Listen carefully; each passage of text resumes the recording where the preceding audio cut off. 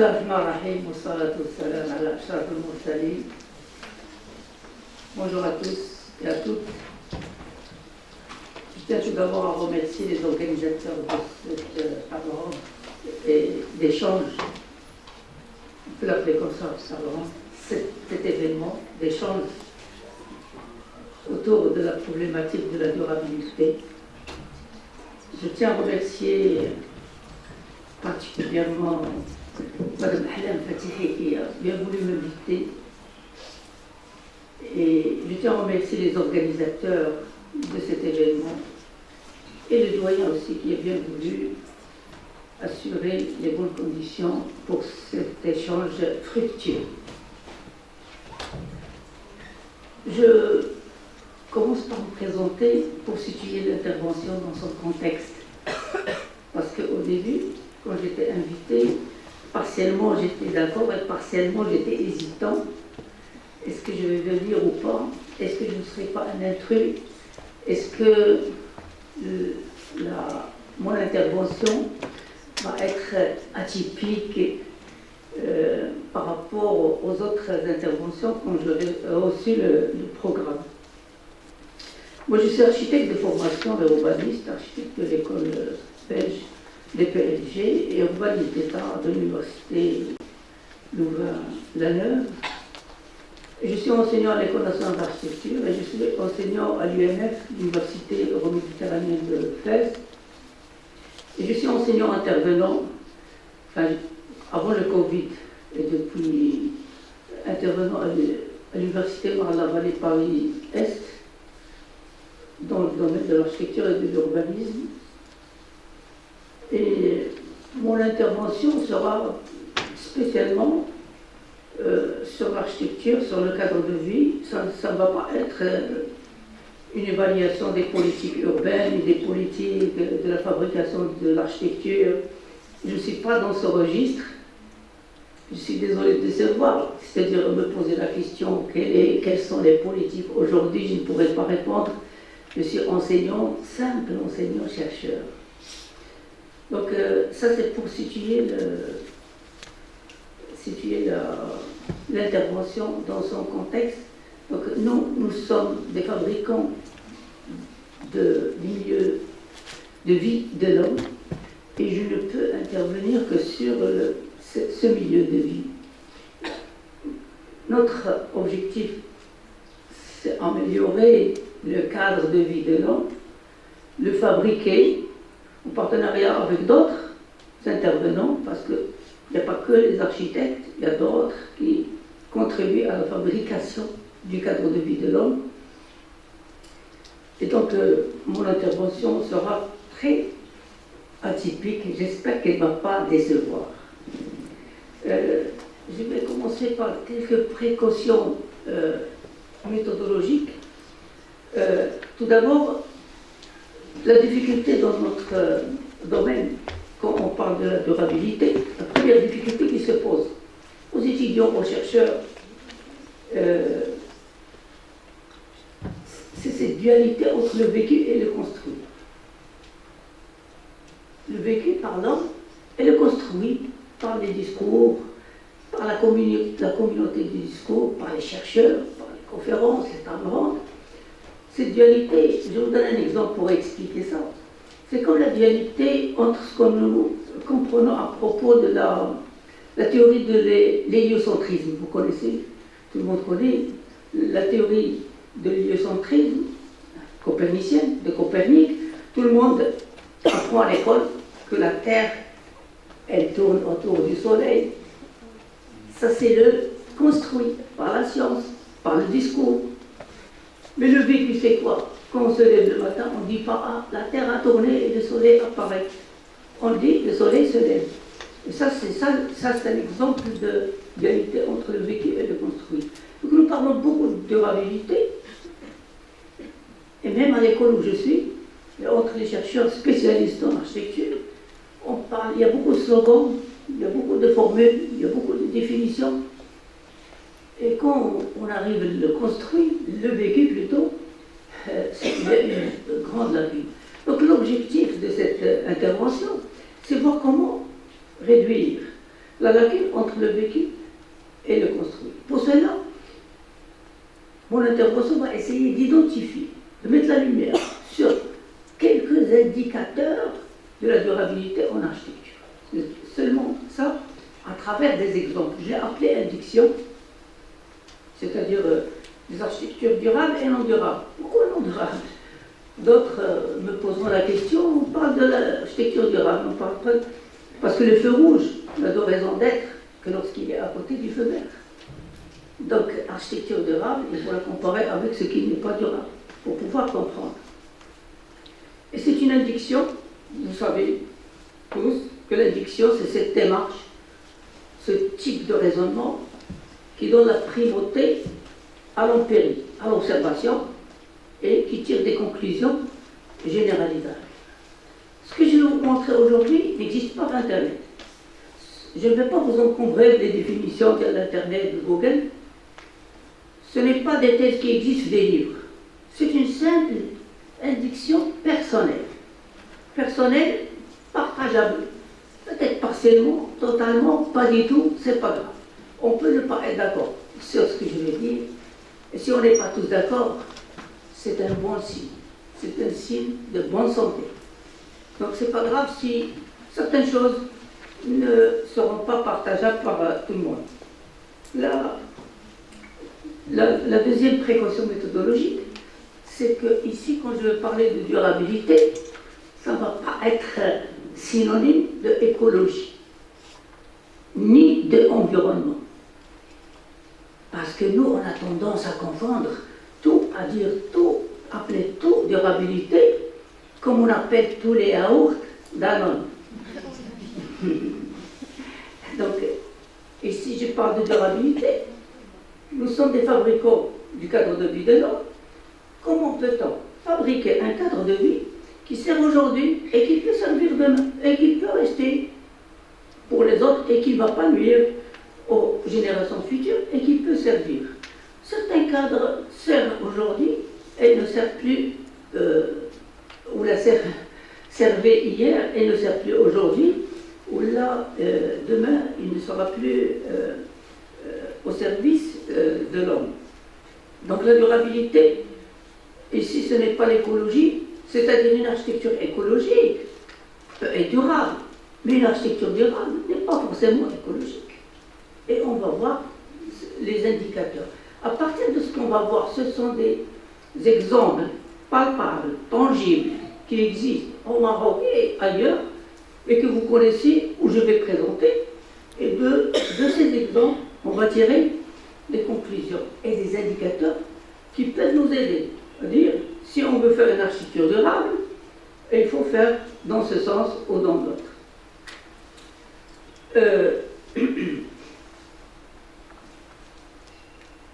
Je crois que j'ai fait le tour des précautions méthodologiques introductives. Et je peux commencer par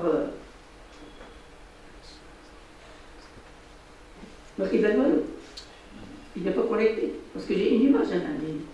C'est ça. D'accord. Ça, c'est une image d'un bâtiment qui existe. Certains parmi vous connaissent ce bâtiment. C'est la salle de cinéma d'Agadir qui s'appelle Cinéma Scène. C'est une architecture, c'est un cadre de vie, c'est un équipement qui a servi et qui a résisté au tremblement de 1960. On peut parler de durable, hein, si on parle temporel et temps. La temporalité, c'est un bâtiment qui existe, alors que certains bâtiments, certaines salles de cinéma, certains équipements, aujourd'hui, qui ont été construits il n'y a même pas 5 ans, 10 ans, 20 ans, sont partis. Et ce bâtiment, il est toujours là. De prime abord, il n'est pas beau. Il n'est pas beau qu'on le voit. On dirait un hangar, un abri d'avion, ou là, un marché de gros, ou là, des abattoirs. Mais il est là.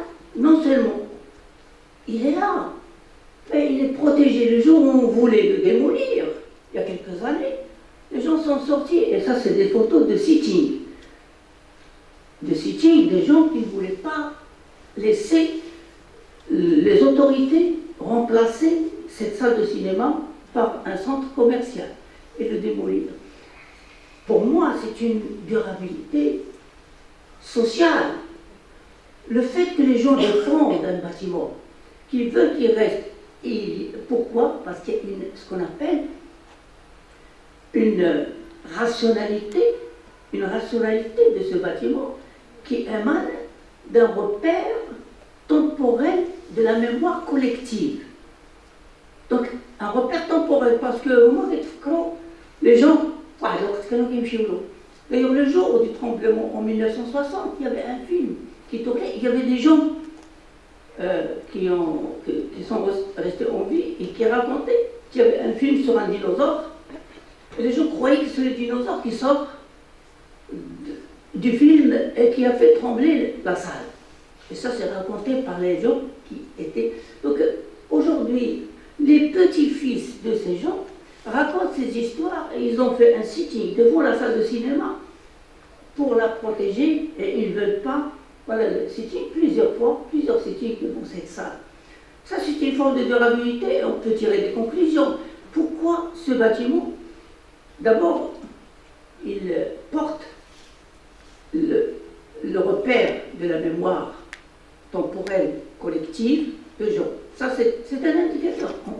On a déjà un indicateur. C'est-à-dire un bâtiment, quand il a cette qualité, il peut durer. Ça, c'est le premier point. Deuxièmement, il n'est pas tombé, il n'a pas été démoli. Ça veut dire structurellement, il est fiable. Alors que d'autres bâtiments, tout autour est tombé, sauf cette salle qui est restée jusqu'à nos jours. Donc voilà un premier indicateur qui commence à apparaître. On peut appeler ça, parce que le jour où l'architecte l'a fait, cette salle, les gens n'ont pas aimé. Elles ont trouvé que c'est un bâtiment bizarre, qui ne s'intègre pas, ça s'est raconté par les anciens de la ville d'Agadir. Mais finalement, l'architecte, il a innové.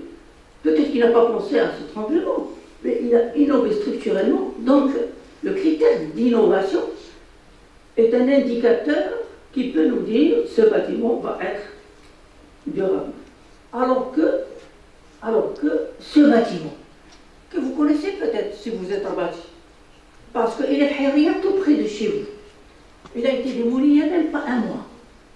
Il n'y a même pas un mois, ce bâtiment a été démoli. Il a été fait par un architecte il n'y a même pas 20 ans, via un concours d'architecture. Il y avait un jury, il y avait une commande, et c'est le ministère de la Justice. Et il y avait un commanditaire, comme on dit. Il y avait un budget.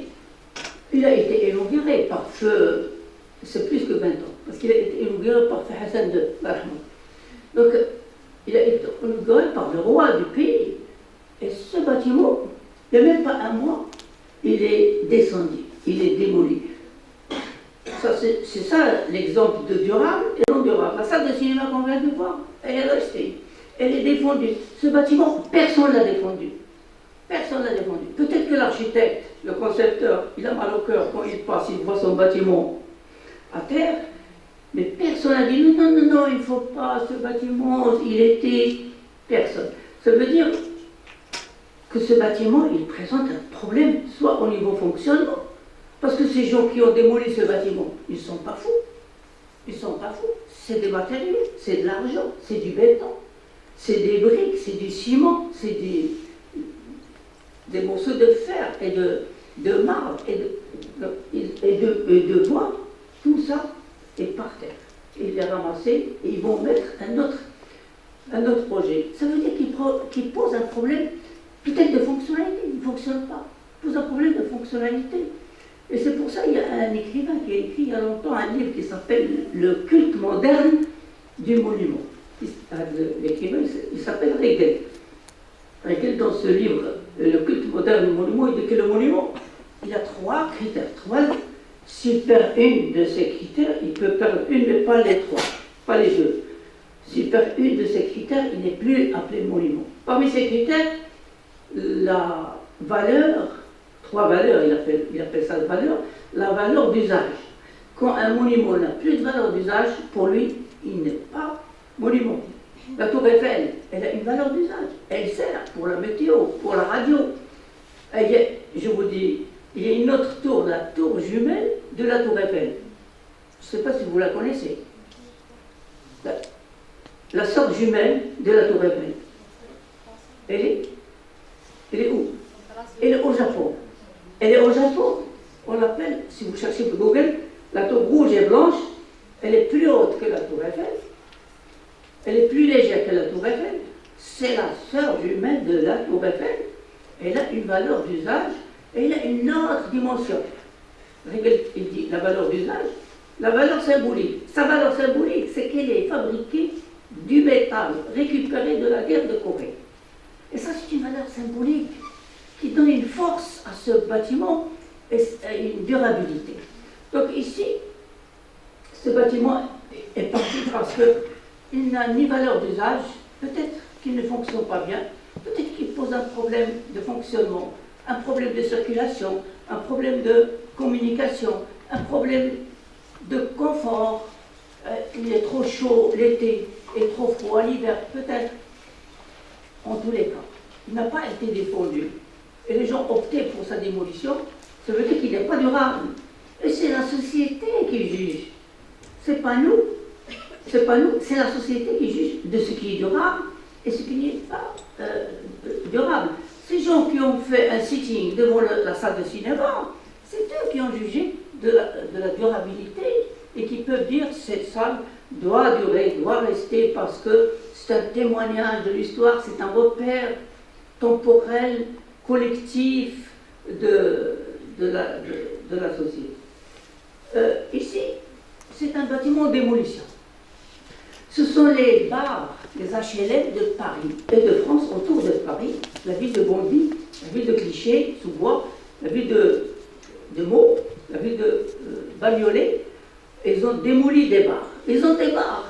Une fois, j'étais avec les étudiants d'architecture à Paris, et on a visité ces bars pendant leur démolition. Il y a un de mes étudiants qui m'a dit, si on n'achète pas ces bars occasion pour le Maroc, on les met les villes nouvelles. Parce que ces bars, s'ils sont en démolition, ils ont été changés. Voilà les bars avant la démolition. Ils ont été changés par des R+2, R+3. Ils ne sont pas durables parce qu'ils ne répondent pas aux vrais besoins de la société. Il y a eu beaucoup de suicides, il y a eu beaucoup d'agressions, il y a des problèmes de fonctionnement parce que des fois c'est R+10 et quand les ascenseurs ne marchent pas, les gens commencent à jeter les poubelles par les fenêtres. Et quand les poubelles sont par terre, il y a des rats qui se promènent dans ces quartiers. Et quand les rats se promènent dans ces quartiers, les enfants ne sont plus en sécurité. C'est un cercle vicieux, c'est une spirale de paupérisation, de dégradation, automatiquement, ils ne sont pas dupes, ils ont démoli ça par approbation, c'est-à-dire ils ont invité les habitants. D'abord, ils ont construit dans une opération qu'ils appellent une opération tiroir, c'est-à-dire ils ont construit 300 maisons et ils mettent 300 familles, ils démolissent la première tour, puis ils construisent 300 maisons et ils vont reloger les 300 familles. C'est une opération tiroir pour ne pas choquer les gens. Ils n'ont pas sorti les gens et démoli par des... Parce qu'au début, certains, ils ont démoli avec des marteaux-piqueurs géants et d'autres, la ville de Meaux par exemple, ils ont démoli avec des dynamites. C'est très, très choquant. J'avais la photo, je l'ai enlevée hier soir de ce port. Je passe ici. Un bâtiment nouveau. Ça, c'est le pavillon du Maroc à Dubaï. Il est fait par un jeune architecte qui s'appelle Walelo, en collaboration avec sa femme qui est japonaise, je crois, californienne. Et ce bâtiment, il est passé par un concours, et c'est un bâtiment qui était le pavillon, mais quand l'exposition est terminée, il va devenir un lieu d'habitation. Il va être reconverti en un ensemble d'habitations. Et c'est pour ça que je l'ai choisi. J'ouvre une petite fenêtre. Je n'ai pas choisi ce que j'aime ou ce que je n'aime pas.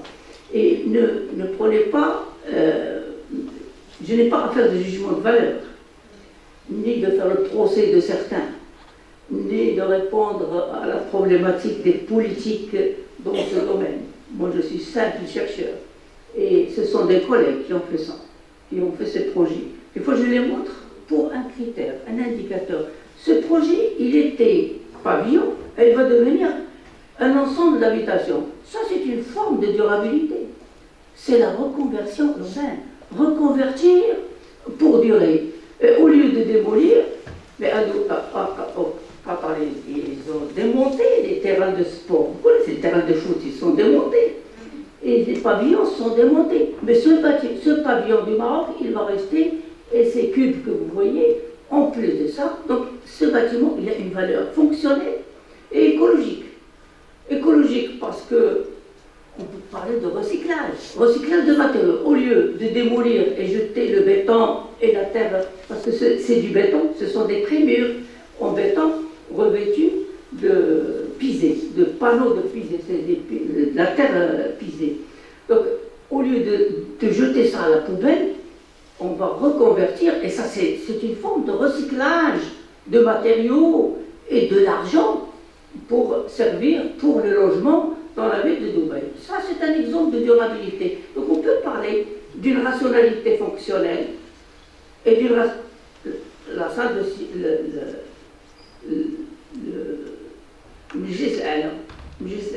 n'a pas peut-être cette rationalité fonctionnelle. Je suppose que ces gens ne sont pas fous qui ont démoli ce bâtiment. C'est parce qu'il ne fonctionne pas bien, parce qu'il pose un problème de fonctionnement par rapport à leur spécificité. Ici, j'ai la rationalité fonctionnelle et écologique d'un quartier. Là, je suis passé de l'architecture à l'urbanisme. Le quartier olympique Saint-Denis à Paris, avant de le faire, ils ont pensé à sa durabilité. Ils ont dit ce quartier, après les Jeux Olympiques, qu'est-ce qu'il va devenir? On va laisser vide, comme le village olympique de Barcelone. Elles ont dit on va le reconvertir et le recycler en quartier mixte duo center d'habitation, un éco-quartier. Il est prévu que ce quartier, après les Jeux Olympiques de 2024, Inch'Allah, si Dieu nous prédit, il va être reconverti et recyclé pour devenir un éco-quartier pour les habitants. Et il y a un des responsables à Paris qui m'a dit il y a déjà une liste de demandes de logement dans ce quartier. Parce que il passe beaucoup. La location, il faut des demandes et leurs demandes durent des fois 4 ans pour la location. Mais donc, de privé, personne à personne, il passe par un organisme étatique. Je passe ici à la rationalité innovative. Comme la salle de cinéma, celui qui a fait cette forme, elle n'est pas jolie, mais il a innové. Point de vue structurel, il a innové. Et je vous montre le bâtiment qui est de prime abord simple, il n'est pas très beau, il n'est pas très extraordinaire. Vous savez, cette ville-là, avant de parler de cette ville-là, je vais vous poser une question. Combien de villas construites par an, nous? Par an, au Maroc? Ici, Salam, Riyad, Bir Qasim, Californie, combien de villas ont construit? Ces villas ne sont pas enseignées dans les écoles d'architecture. C'est quoi la durabilité? C'est servir aujourd'hui et servir pour les générations futures. Mais je vous dis que cette villa, elle sert pour les générations futures, pour les architectes, parce qu'elle est enseignée dans toutes les écoles d'architecture. Dans le monde, vous allez en Italie, en Égypte, en Algérie, en Belgique. Cette villa, c'est la première chose qu'on montre aux étudiants en première année, et on leur explique son fonctionnement, parce qu'elle innove du point de vue structurel, mais aussi du point de vue usage. D'habitude, les villas, c'est entrer et trouver une salle, une réception, un salon, une cuisine, une salle à manger, on monte dans les escaliers et on a des chambres. Ici, tout est en haut. Elle est sur pilotis. Les voitures stationnent au rez-de-chaussée, sous le bâtiment. Et quand on monte, on a un espace vide avec une sorte de patio qui s'appelle courette et solarium. Et quand on est dans cette maison, on peut bronzer dans le solarium sans être vu du voisin. Alors que les villas ici, au Maroc, sont extraverties. Cette villa est introvertie. Introvertie comme la maison à patio. Alors que le Corbusier n'a pas, avant avant de faire cette villa, n'a pas été dans un pays arabe. Mais après cette villa, il a visité le Mzab, l'Algérie. Et quand il a visité le Mzab, il a fait un autre projet de la chapelle de Rochon qui est autre, inspiré du village, le Mzab en Algérie. Donc cette villa, on peut parler de rationalité. Elle est vraiment durable, cette villa, parce qu'elle est encore là, elle est enseignée, elle est discutée, J'ai touché quelque chose?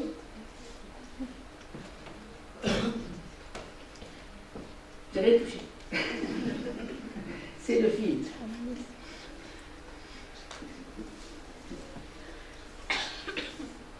Il n'est pas durable. Il faut le remplacer.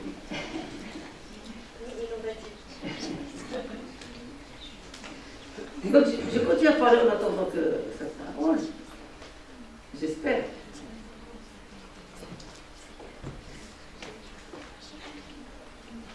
Ça marche. Alhamdulillah. Merci beaucoup. Je montrerai ici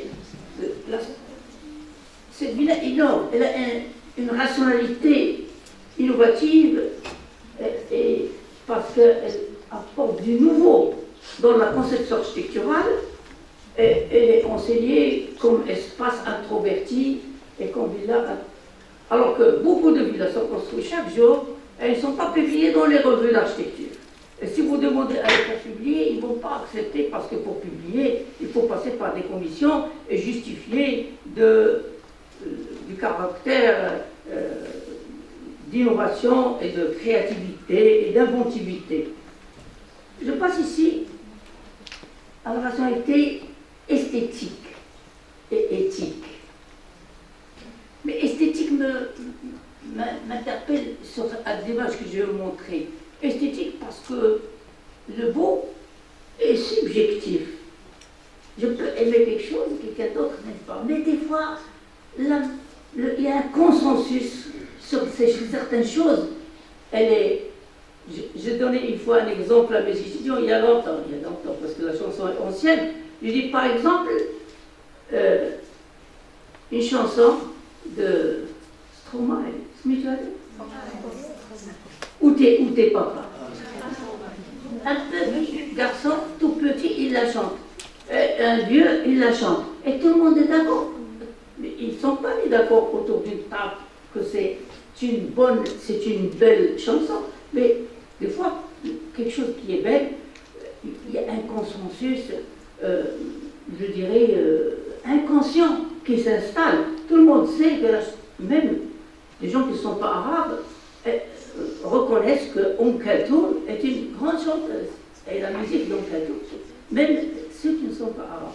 Donc, je vais vous montrer une image d'un pont, ici, tout près de Rabat, à Bouznera. Des fois, je dis à mes étudiants, au lieu d'aller à Barcelone, visiter, et aller au Japon, visiter le Maroc, aller au Mazagon, à Jdida, visiter à Bouznera, je vois l'ouvrage d'art, et il est toujours là, alors qu'on a démoli beaucoup de ponts, beaucoup d'ouvrages d'art ont été enlevés. Il est là parce que, d'abord, il a conjugué innovation technologique et inspiration authentique de ce qui existe. On trouve la pierre, on trouve l'art marocain et on trouve la structure tendue de l'ingénieur. Et cet ingénieur, il n'a pas dit moi, je suis ingénieur, je m'en fous de l'esthétique, pour moi, il faut que ça tienne, il faut que ça... Non, il faut que ça dure, c'est sûr, mais que ça dure aussi matériellement et immatériellement. Il y a des choses qui sont immatérielles. Jemaa est patrimoine mondial, reconnu mondial. C'est un patrimoine immatériel. Il n'y a pas... C'est une surface, c'est un vide, c'est un ciel ouvert, mais Jemaa est reconnu patrimoine mondial aujourd'hui immatériel. Ça, c'est un bâtiment aussi. C'est une maison. La rationalité esthétique et écologique. Et le rapport à la nature. Et ce qu'on appelle la résilience. La résilience, c'est quoi? Un bâtiment résilient, c'est un bâtiment, une ville résiliente. C'est un bâtiment ou une ville qui continue à fonctionner malgré les perturbations. C'est ça la définition de résilience. Ce bâtiment, il est sur la cascade. Cette maison s'appelle la maison sur la cascade. Elle a été construite en 1935 et toujours enseignée dans les écoles d'architecture de Frank Wright. Elle est enseignée dans les écoles d'architecture parce que, d'abord, esthétiquement parlant, on ne peut pas ne pas être d'accord sur la beauté de cette sculpture et cet ancrage dans la nature et ce rapport à la cascade. En plus, même quand la cascade, bon, même quand il pleut, bon, même quand il y a des problèmes je dirais, d'eau, de trop, la maison est accessible, on peut entrer, sortir, prendre sa voiture, venir manger, et c'est ça la résilience. Voilà des images, une image de la maison sur la cascade. Elle est enseignée dans toutes les écoles, alors que, comme je disais tout à l'heure, beaucoup de projets se font ici et ils ne sont pas enseignés. Moi, je suis enseignant et je sais l'architecture et je connais les références. Les références, c'est quoi? On appelle ça benchmark. Benchmark, c'est exemple référentiel, c'est les bonnes pratiques. C'est les best practices. The best practices, les bonnes pratiques que d'autres ont fait, qu'on peut utiliser dans la conception, et on les enseigne aux jeunes aujourd'hui. Et moi je vous dis, j'ouvre une petite parenthèse, le métier d'enseignant est un métier durable. Parce qu'on a servi des gens, il y a des architectes qui ont été mes étudiants, qui sont architectes aujourd'hui. Il y a même un exemple, il est là avec nous dans la salle. Il y a d'autres qui sont enseignants et on laisse des traces d'autres architectes. Et c'est ça la durabilité dans le travail de l'architecte. Moi, je suis à la fin de ma carrière. J'ai commencé à enseigner en 1956 et j'étais très jeune enseignant à l'École nationale d'architecture. L'exemple toujours de... Et je passe la rationalité esthétique et éthique. Éthique. La rationalité esthétique, c'est le beau. La rationalité éthique, c'est le bon. C'est le bon. La rationalité technique, c'est le réalisable, le technologique. La rationalité écologique, ce qui respecte la nature et l'environnement. Donc, ce sont les indicateurs, les critères de durabilité qu'on est en train d'induire. Et c'est ça mon travail d'induction personnelle modeste. Maintenant, comme je disais au début, vous n'êtes pas obligé de partager avec moi tout ce que je dis, et vous pouvez ne pas être d'accord sur tout. Ce que je montre, vous connaissez ce bâtiment? Alors si vous ne connaissez pas le nom. Ce bâtiment, c'est la mosquée de Tinmel. Elle a été malheureusement endommagée pendant le séisme de House. Elle date de 1145. C'est là où il y a un roi, le Mouhidine, est enterré. Et cette mosquée, elle est patrimoine reconnu mondial d'abord et visité. D'ailleurs, c'est la seule mosquée qui est visitée par les non-musulmans au Maroc. Parce que depuis sa restauration, 1990, je crois, elle ne sert plus de mosquée, mais c'est un patrimoine visité par les touristes. Et il y a des Japonais, il y a des étrangers qui viennent, qui reconnaissent la beauté esthétique, mais aussi cet espace de culte, ce lieu de culte. Ce lieu de culte, et quand un lieu de culte, moi je dis à mes étudiants, le chercheur doit avoir un esprit scientifique. Et parmi les critères de l'esprit scientifique, c'est la neutralité. Être neutre. Un lieu de culte, une synagogue, une église, une mosquée, pour moi, c'est la même chose. Et il faut la respecter, c'est des lieux de culte. Et les lieux de culte, ils ont une rationalité éthique. Et cette mosquée, elle est restaurée, elle va être restaurée. Aujourd'hui, il y a même des dons internationaux pour... le minaret est tombé, malheureusement, pendant le séisme. Et je vous montre les images. Et là, vous allez être d'accord avec moi sur ce qui vaut. regardez ces proportions et cette beauté faite en architecture de terre, qui n'a pas résisté malheureusement. Donc, techniquement, ça n'a pas résisté. Mais cette mosquée même, si elle est effacée, elle va rester dans la mémoire des Marocains et des gens du Sud, surtout. Je passais un lieu que vous connaissez tous, c'est Alhambra.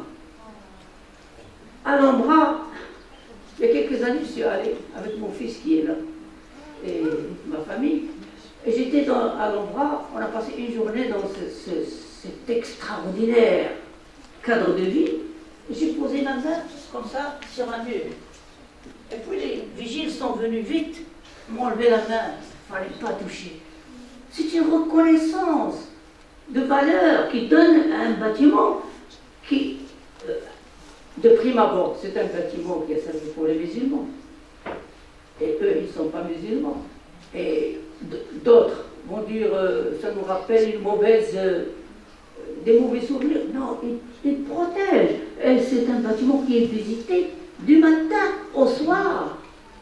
Et on est arrivé un jour, on s'est dit on va prendre un ticket, on va rentrer, il y a un témoin ici dans la salle, il peut dire, il peut me contrarier. On voulait prendre un ticket, on a trouvé une file. On a dit on va prendre la file. On s'est mis la file, et dans la file il y avait 30 personnes. On a dit non, c'est pas 30. Ça c'est la 4e file. Il y a 4, il y a 3 files ailleurs, plus cette 4e file. Et quoi? J'ai demandé à un Algérien qui était là, qui parlait arabe, donc je lui ai dit comment vous avez fait pour prendre le ticket? Il m'a dit il faut venir à 3h du matin pour prendre le ticket. Alors qu'est-ce qu'on a fait?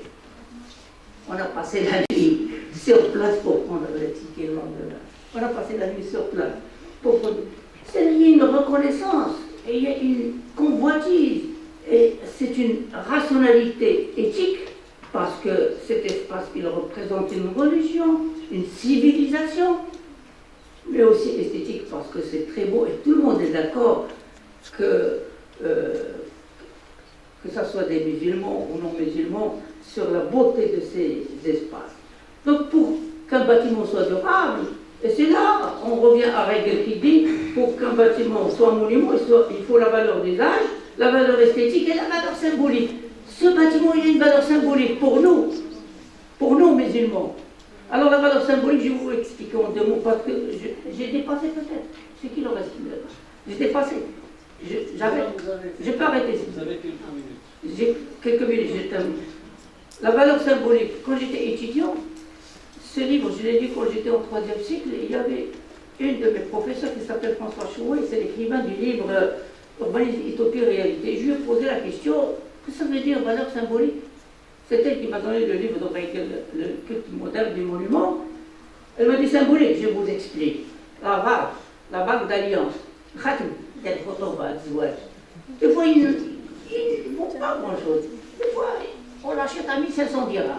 Et il est là, mais on le garde, on le protège, on ne met pas 3, on ne le donne pas, on ne le prête pas, parce qu'il a une valeur symbolique. Par contre, un diamant qui coûte 100 000 dirhams, on va acheter une voiture, on vend le diamant, on va acheter un autre, on achète la voiture, l'année prochaine, on rachète un autre diamant, c'est pas grave. Donc la valeur symbolique n'est pas matérielle. Et c'est pour ça aujourd'hui, la Tour Eiffel a une valeur symbolique, parce qu'elle a été construite à un moment où les moyens n'étaient pas. Et il ne faut pas, aujourd'hui, ils ont les moyens pour faire des Tours Eiffel dans toutes les villes. Mais il ne faut pas des Tours Eiffel, on ne peut pas dupliquer la Tour Eiffel. Même si certains, ils ont eu l'idée de faire des Tours Eiffel à Fès, il y avait un responsable qui a mis une Tour Eiffel, et puis aussi ils ont fait une Tour Eiffel, et je trouve ça pas très correct, pour ne pas dire plus. Je vais passer à cette image. Je ne sais pas si vous connaissez cette image. Ce bâtiment, il est à Casablanca. Ce n'est pas un hôtel, ce sont les abattoirs de Casablanca de Hay Mohammadi. Apparemment, il n'a aucune fonctionnalité. Il n'a aucune valeur esthétique. Mais ils sont défendus à mort par les gens de Hay Mohammadi. Ces gens de Nasr Ewan, ces gens de Ouidad al-Raja, ces artistes. Parce que Hay Mohammadi, c'est un quartier des artistes. Et ces gens, ils ont défendu. Aujourd'hui, patrimoine classé, protégé, ce bâtiment, les abattoirs. Moi, j'étais dans des jurys de soutenance d'étudiants, au moins 4 qui ont travaillé sur la reconversion des abattoirs de Casablanca. Et quand ils arrivent à montrer ce qu'ils ont proposé aux gens de l'Haïwa Mali, les gens sont femmes, ils ne veulent pas que quelqu'un touche. Pourquoi? Parce qu'il y a un repère de la mémoire. Un repère de la mémoire de ce quartier. C'est là où il y avait Batma.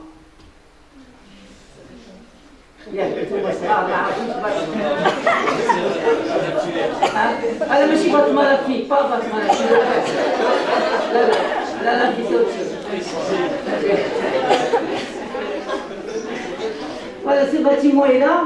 Aujourd'hui, il est protégé. Il y a des associations. Il y a Casa Mémoire qui le protège et ils sont en train de réfléchir.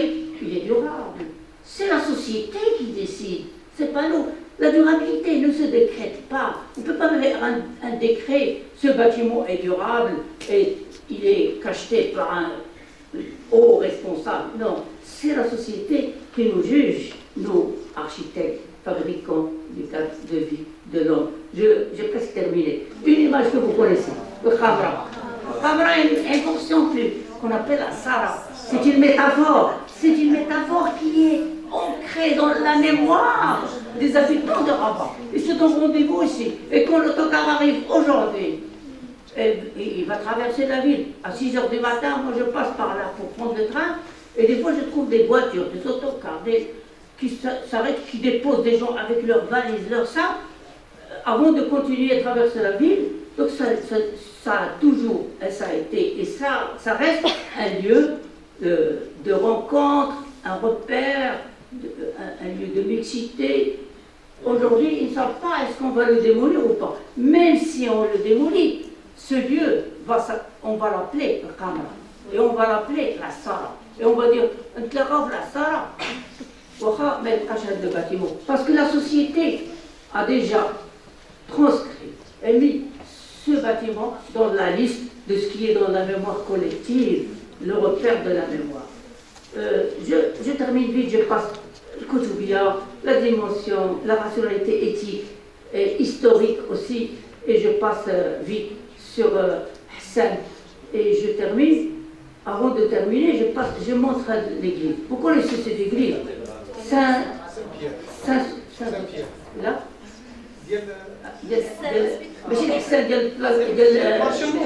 L'océan, Saint-Joseph. C'est Saint-Joseph. Vous savez, quand j'étais petit dans cette église, il y avait l'église. Et puis il y avait Gilbert. Et après, elle a été transformée en salle, en centre culturel. Aujourd'hui, c'est un centre culturel, mais on l'appelle toujours l'église. Parce que moi, ça m'a fait mal. Ils ont enlevé la croix, pas de problème, mais ça me fait mal au cœur qu'on a greffé des volumes. Je ne montre pas ici les images du bâtiment avec les greffes qu'ils ont ajoutées, que le bâtiment refuse. On appelle ça en médecine le rejet de greffe.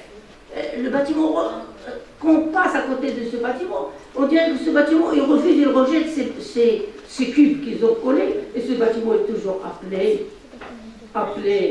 l'église de l'océan, Saint-Joseph, et à mon avis, il va durer. Et un jour, ils vont peut-être revenir vers cette église, ils vont dire il faut mettre un musée au lieu de mettre un centre culturel. La rationalité historique, il y a ce bâtiment, vous connaissez? L'hôpital Marie-Fillé. L'hôpital Marie-Fillé est dans la photo ici, Marie-Fillé, et il devient un hôtel. Un hôtel Four Seasons, 5 étoiles. Il y a une rationalité historique. Il y a des tas d'hôpitaux qui descendent. On les démolit, on refait. La Vicenne, il va être démoli. Il y a un grand bâtiment, et on va démolir. Ce bâtiment, il est resté. Je termine par ça. Mais je termine par une conclusion, mais la dernière image, c'est ça. Combien d'écoles on construit par an, ou par dizaines d'années, chez nous?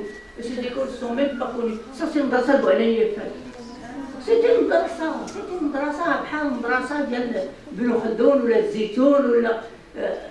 Et cette école, elle reste encore, parce qu'elle a une rationalité d'abord éthique et historique et même esthétique même si les jugements sont différents des uns aux autres.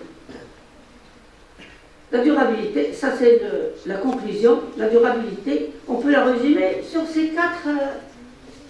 Il y a la valeur d'usage, la rationalité fonctionnelle et écologique, la valeur créative, la rationalité esthétique et technique, et la valeur symbolique, la rationalité éthique et historique. Donc si on veut qu'un bâtiment dure, il faut choisir l'une ou l'autre ou toutes ces rationalités. Maintenant, c'est à travers ces valeurs et ces rationalités qu'on pourra construire aujourd'hui l'héritage. Parce que durable, c'est construire l'héritage, préparer l'héritage pour les générations futures. Mais je termine par ça. كل من عليها فان ويبقى وجه ربك ذو الجلال والإكرام. السلام عليكم ورحمة الله.